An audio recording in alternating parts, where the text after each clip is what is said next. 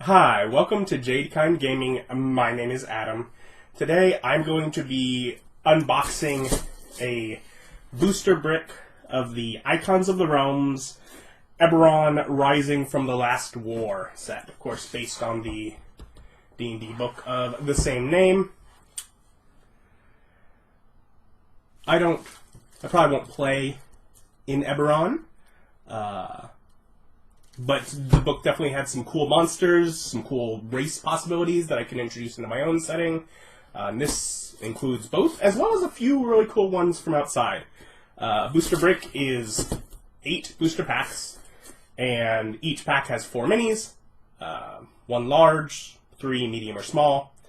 And in a brick, you should get 3 rares, 1 large rare, and 2 medium rares. But we got a lot to open up, so let's start into it.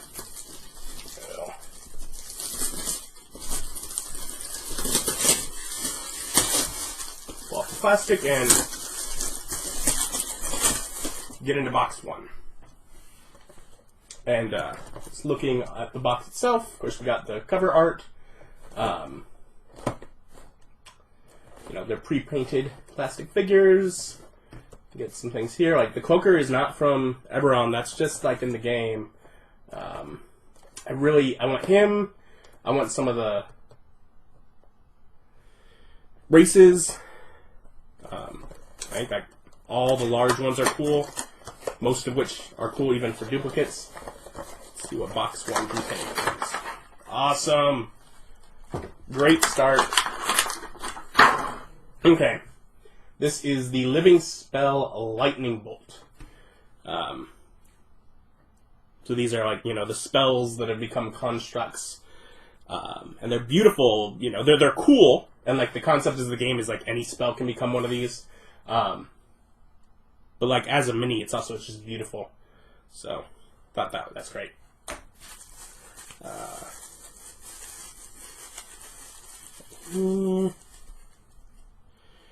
Ooh, this guy is bending. Yeah. If I reverse bend them, they usually will stay back, and I've been told if I can't get them to just stay normal on their own, some hot water or warm water should do it. Whatever. Carnothy Skeleton. So these are some of the undead guys. And really, even outside of it, just general, like, more undead, never hurts.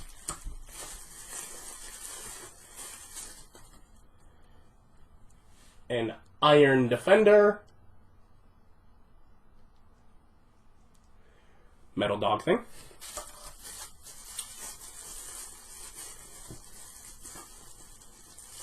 Yes. And a Changeling.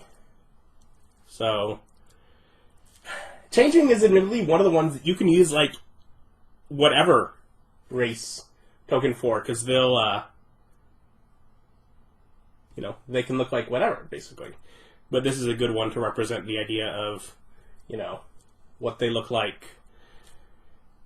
Or if you just want to have one common figure, so you always remember what you are on the mat, that works.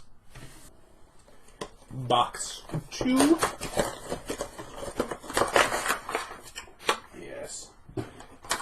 This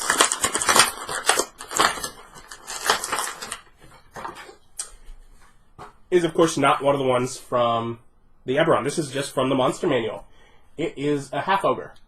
But, I mean, that's, those are even, better in general, because those are going to be useful in whatever campaign. Yeah, so I got a half ogre, the battle axe. I feel like these plastic bags are bigger and heftier than the normal ones. A Dwarf Artificer.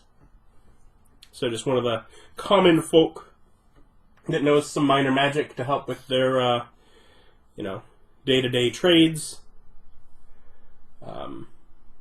Very cool as far as, like, the idea of, like, a mage right, like a shopkeep that uses magic, but also, like, could be a player character, because it's like a dwarf.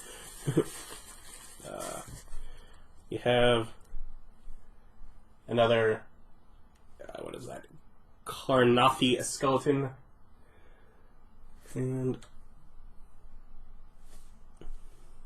yeah, they're different, 15 and 2. So, 2 different Carnathy skeletons here.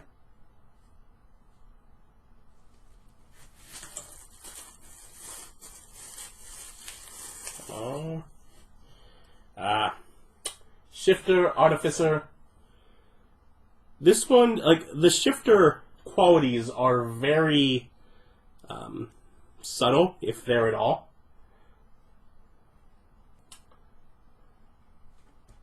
But still, cool, kind of cowboy-ish, nice attire, wielding a wand.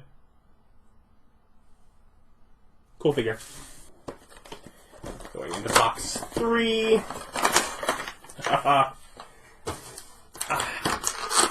There were a few options for the whatever this is, the Avalinar animals. The horse was, of course, one of them. And I'm like, I don't know if I'd ever use it, but it's beautiful. That is so pretty. And I couldn't tell, like, I don't know. Yeah, I think you can tell in this. Like, I couldn't tell from this still image.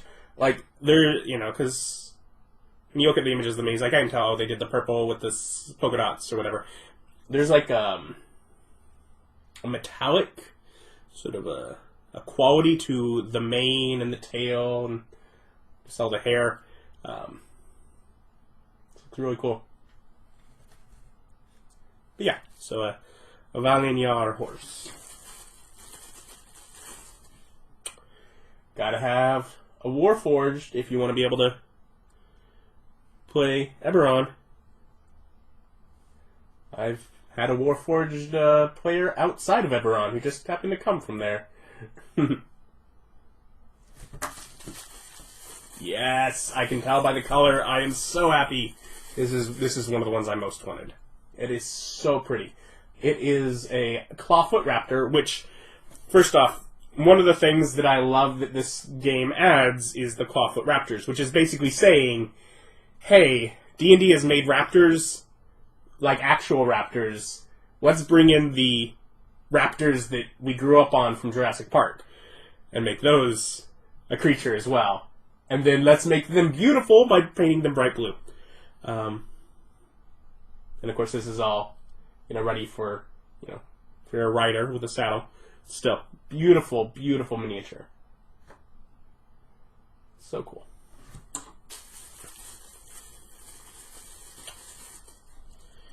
And a Tarkani Assassin. Again, leading a bit to the side, but can of course be the assassin as named, but it's also just a, humanoid, so can be any player character or NPC as needed. Going into box 4. Yeah. Ooh, be careful with that one.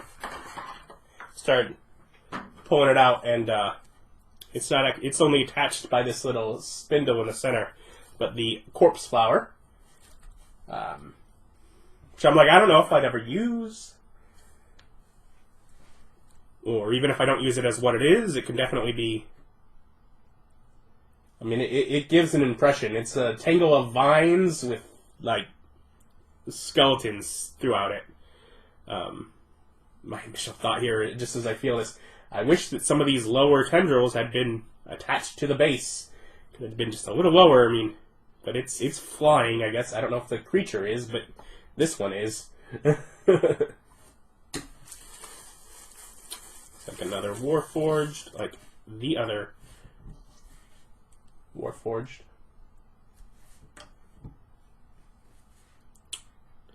Little droopy mace there. Beautiful cape on this one. Slightly different coloration. another option for Warforged. You know, they're a big part of what makes the setting. This looks cool. Calkirk Quarry, and I believe this is one of the rares. Pretty sure. Definitely a nice one. I love the translucent. And you have the whatever the little eyes or whatever they are that goes through it.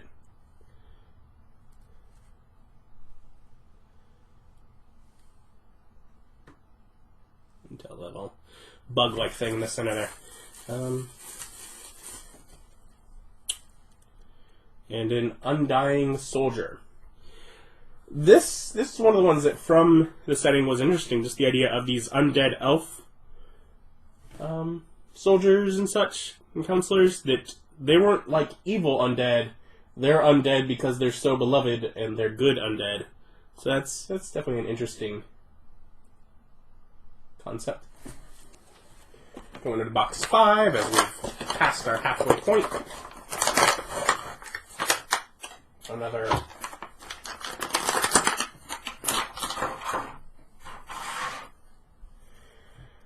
Another of the creatures from just the monster manual, the Cloaker. Sort of manta ray thing. And this is heftier than I thought this one was going to be. It's got some weight and thickness to him. Man, his face is uglier than I thought it was going to be, too. Yeah, so that's cool.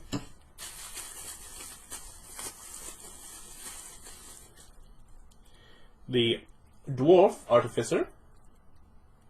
Another good player character option.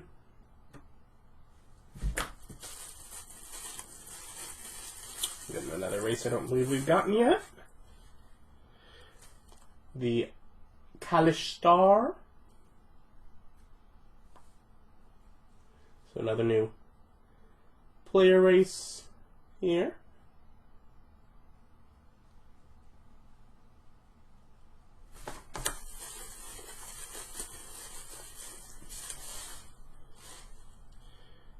And a shifter druid. This shifter has a little more of the shifter like traits to him. Yeah, again, just another player race option. Box 6, I believe. Yes. And they'd made 2 of the living spells. The other one they did was Cloud Kill, so now I get both.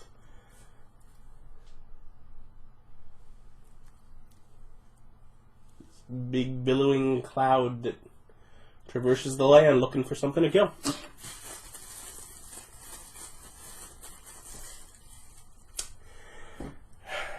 This is, of course, an annoying one. This is the one they call a Homunculus. And really, they just took the Iron Defender and put wings on it. Which is particularly annoying because the Homunculus is definitively tiny. And not at all this. Like, they give some cool ideas for it, like, like a flying vial of something or whatever, but it's, like, definitely not this. Whatever. I mean, not that this couldn't still be useful, it's just not the thing named. Another Dwarf Mage Rite.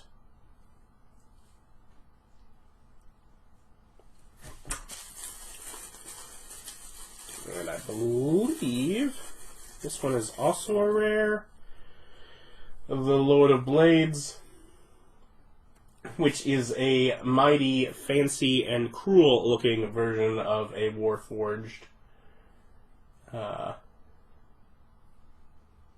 Very sharp to hold here. You're getting into our penultimate box here.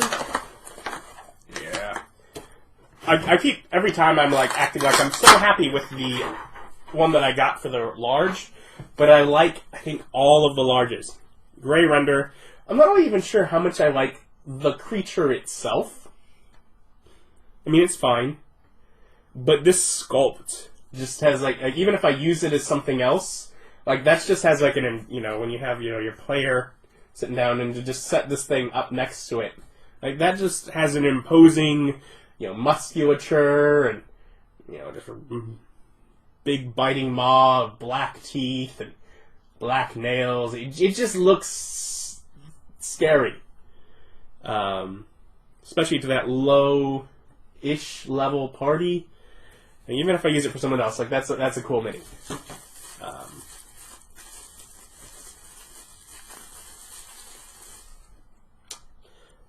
A Dolgrim, which is one of the mutated goblin creatures. A couple of goblins sort of squashed together.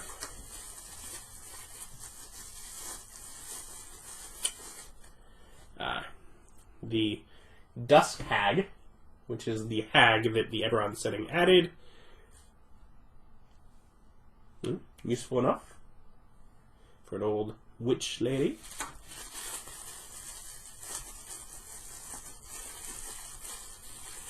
And the Kalmarthi zombie. So we have the skeletons. This one has a little more flesh on. So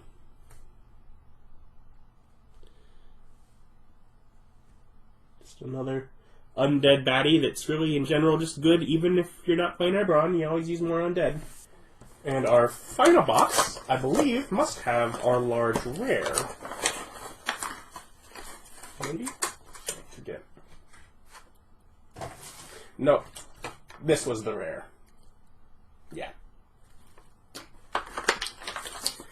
I'd forgotten that. This, however, is still a great one, because this, the Ankeg, is another one that's just from general D&D, not even from Eberron, so just general useful in whatever campaign you happen to be playing. And it's whatever giant, burrowing, insect-like thing. I used one of these near the very beginning of the campaign that I'm about to be wrapping up. So, I don't imagine they'll be making any sort of comeback, but very cool. I'm going to finish up with a few more. We got another Dwarf Artificer. This one leaning back a little bit. This would be a common problem, but as I look over the figures, even like the skeleton at the beginning that was really far leaning is pretty much stayed upright since I bent him back proper. The Shifter Artificer, we get another of those. So, like I said before, light on the shifter traits, so definitely can just be generally useful. Oh, and the Dolgaunt, which is the mutated Hobgoblin from the Eberron setting, so tongue. Yeah. So there. In general, some great large figures all around, from really cool looking to maybe less cool looking but still very useful. Plenty of either, you know, some variations on undead, and plenty of like player race options throughout, player NPC options, and also that beautiful raptor that I was really hoping for. I am pretty happy with this brick. I'll link down below where you can pick one up yourself. Like, comment, subscribe, all that fun YouTube stuff. Thank you for watching.